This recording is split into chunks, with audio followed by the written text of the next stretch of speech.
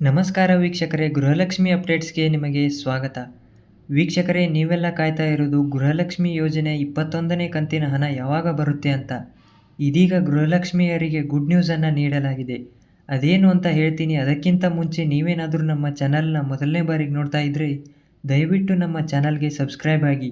ಹೌದು ಸ್ನೇಹಿತರೆ, ಗೃಹಲಕ್ಷ್ಮಿ ಯೋಜನೆ 21ನೇ ಕಂತಿನ ಹಣ ಜಮಾ ಆಗೋಕೆ ಸ್ಟಾರ್ಟ್ ಆಗಿದೆ. ಹೌದು ಸ್ನೇಹಿತರೆ, ಗೃಹಲಕ್ಷ್ಮಿ ಯೋಜನೆ 21ನೇ ಕಂತಿನ ಹಣ ಜಮಾ ಆಗೋಕೆ ಸ್ಟಾರ್ಟ್ ಆಗಿದೆ. ಎಲ್ಲ ಫಲಾನುಭವಿಗಳಿಗೆ ಇವತ್ತೇ ಹಣ ಬರೋದಿಲ್ಲ. ಕೆಲವೊಂದು ಫಲಾನುಭವಿಗಳಿಗೆ ಮಾತ್ರ ಈ ಒಂದು ಹಣ ಜಮಾ ಆಗಿರುತ್ತೆ ಸ್ನೇಹಿತರೆ. ಕರ್ನಾಟಕದ ಒಟ್ಟು 31 ಜಿಲ್ಲೆಗಳಲ್ಲಿ ಗೃಹಲಕ್ಷ್ಮಿ ಯೋಜನೆಯ ಹಣ ಇವತ್ತು ಯಾರಿಗಾದರೂ ಬಂದು ಜಮಾ ಆಗ್ಬೋದು. ಆ ಜಿಲ್ಲೆ ಈ ಜಿಲ್ಲೆ ಅಂತ ಏನೂ ಇಲ್ಲ. ಇನ್ನು ಉಳಿದವರಿಗೆ ಯಾವಾಗ ಬರುತ್ತೆ ಅಂದರೆ ಮುಂದಿನ ದಿವಸ ಹಣ ಬರುತ್ತೆ ಸ್ನೇಹಿತರೆ. ಎಲ್ಲರಿಗೂ ಒಮ್ಮೆಲೇ ಹಣ ಬರೋದಿಲ್ಲ ಸ್ನೇಹಿತರೆ. ಇಂತಿಷ್ಟು ಫಲಾನುಭವಿಗಳಿಗೆ ಅಂತ ದಿನ ಹಣ ಬರುತ್ತಾ ಇರುತ್ತೆ ಸ್ನೇಹಿತರೆ. ಈಗ ಇನ್ನೂ 20ನೇ ಕಂತಿನ ಹಣ ಕೂಡ ಕೆಲವೊಬ್ಬರಿಗೆ ಬಂದಿಲ್ಲ.